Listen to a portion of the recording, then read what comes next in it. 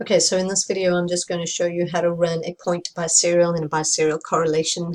Remember here you've got dichotomous variables that you're looking at, so I'm looking at the relationship. This is Andy's example, looking at the relationship whether the cat is male or female, and is there a relationship between gender, dichotomous variable, and the amount of time they're away from home. Okay, so we're going to go here to analyze, and you're going to go to correlate, you're going to go to bivariate, and I'm going to leave my variables there. I'm going to leave it as a Pearson, and I'll explain that here in a moment, and we're going to run the correlation.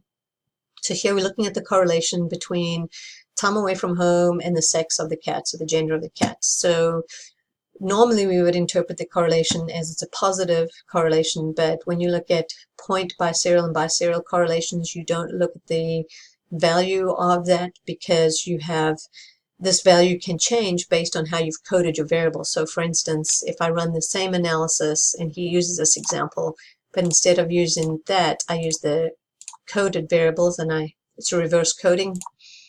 So in this instance, let me pull the screen down here so you can see it.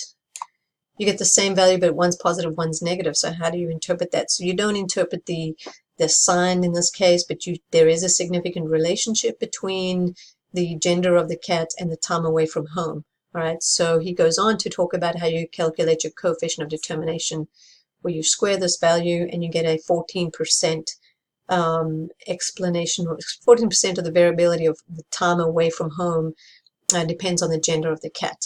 Okay, so just know point biserial and biserial correlations, you look at the value and you calculate your coefficient of determination.